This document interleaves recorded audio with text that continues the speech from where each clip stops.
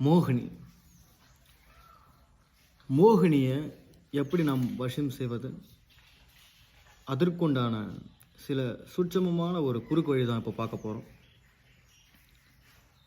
மோகினி வசியம் செய்தால் ஆண்களாக இருந்தாலும் சரி, பெண்களாக இருந்தாலும் சரி வசியமாவாங்க.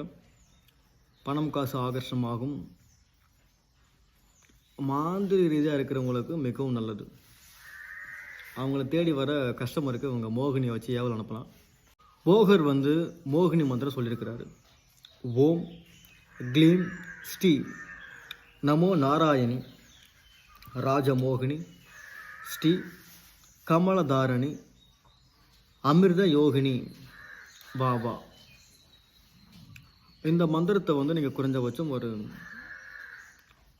48 நாட்கள் லட்சம் உரு நீங்கள் போட்டிங்கனால் மோகினி லட்சம் உங்களுக்கு சித்தி ஆகிடும். இதற்கு நீங்கள் என்ன செய்கிறீங்கன்னா, வெள்ளரிக்கன் பூ நீங்கள் அர்ச்சனையாக போடணும்.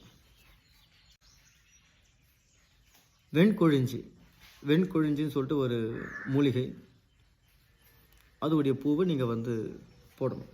சங்குப்பூ, வெந்நீர சங்குப்பூ, இது நீங்கள் அர்ச்சனையாக போடணும். வெள்ளை விஷ்ணுகாந்தி பூ, இதில் நீங்கள் எது கிடைச்சாலும் சரி நீங்கள் அர்ச்சனையாக செய்து நீங்கள் மோகினியை வணங்கணும். அப்படி நீங்கள் வணங்கினீங்கன்னா லட்சம் அந்த மோகினி சித்தி ஆகிடும். இதற்கு நீங்கள் படையலாக வெத்தலை பாக்கு, பூ, பழம், தேங்காய், அவல் பொறி கடல் வைக்கலாம். மாமிசம் வைக்க முடிஞ்சால் வைக்கலாம், பிரச்சனை இல்லை. கண்டிப்பாக இந்த மோகினி உங்களுக்கு சித்தி ஆகும். ஆண்களாக இருந்தால் நிர்வாணமாக அமர்ந்து நீங்கள் பூஜை பண்ணணும். அவங்களுடைய ஆணுறுப்பின் மீது மஞ்சள் குங்குமம் போட்டு வைக்கணும்.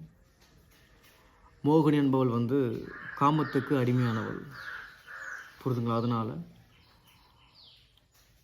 நான் சொல்லும் முறைப்படி நீங்கள் கடை பூஜை பண்ணுங்கள்.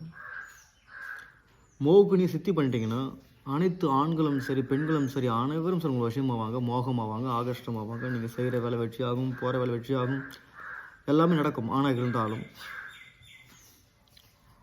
பக்தியோடு பண்ணணும். பெண் ஆசை இருக்கக்கூடாது. மது, மாது, சூது இது மூன்றுமே இருக்கக்கூடாது.